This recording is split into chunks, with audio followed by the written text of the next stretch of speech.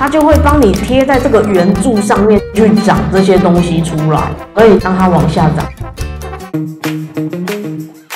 Hello， 大家好，欢迎来到魔仙队，我是雷基教师阿如。曲线导出复制排列，这是属于比较进阶的复制特征啊。曲线导出复制排列，那这种东西呢，通常是在一个曲面上面，比如说像圆柱的面，它就会帮你贴在这个圆柱上面去长这些东西出来，可以让它往下长。上基准面，先随便画一个圆，去做一个长料。然后呢，一样，我上基准面，我直接把这个复制出来，去做一个螺旋曲线啊。那这个螺旋曲线呢，你可以去设定，比如说你螺距要多少啊什么的。但是因为我就示范用，我就不多设定东西，我就用它预设的状态。是不是我在一个圆柱上面就有一个曲线产生的？那我可以怎么样？比如说又加上这个曲面呢，去产生一个新的基准面。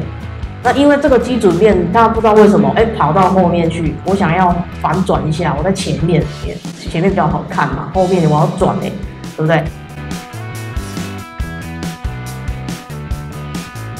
我刚才做圆柱很丑，没关系，我们用椭圆形也可以，直接就锁在这个线上，可不可以？当然也是可以，依据你的设计需求下去做。都是没问题的。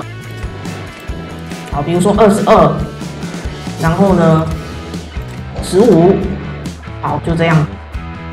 这是原始草图哦，好，把它留下来参考长料。那我的一面呢，就给它承袭至下一面，就是这个圆柱的面啊。好，但是因为这样太浅了嘛，对不对？所以我背面打勾一个方向2，长一点点出来，比如说3。然后呢，这个3啊，我想要再安排一下那个圆角的修饰。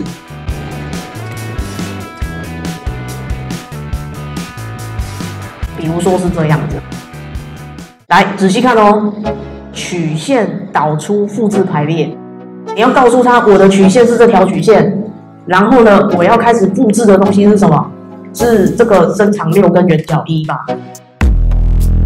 那再来，我有一个垂直面要去做处理，比如说我要垂直于这个面，有没有？它就跑出来了。但是因为现在距离黏太近，那你就要调整一下间距或者是数量，比如说，我变成4个好了，然后间距我想要大一点，变30，好不好？比如说这样，这样子不够哦，那就小一点，比如说20好了。这样就有4个了嘛，对不对？打勾，它就会帮你贴在这个圆柱上面去长这些东西出来。那你还要不要再一个一个自己画？不用，你就透过曲线的方式就可以做出这样的效果。其实它可以换个方向啊，因为现在这边往上涨，对不对？看不清楚嘛，我可以切换方向，让它往下涨。甚至你就说，我上面下面都要，好，那当然没问题啊，你就把那个方向2也打开就好了嘛，对不对？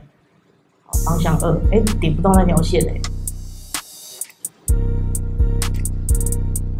它2条线不能共用，是不是？好，不要紧，那你就做2次哦，就一次做完再做第2次，因为它那条线不能共用。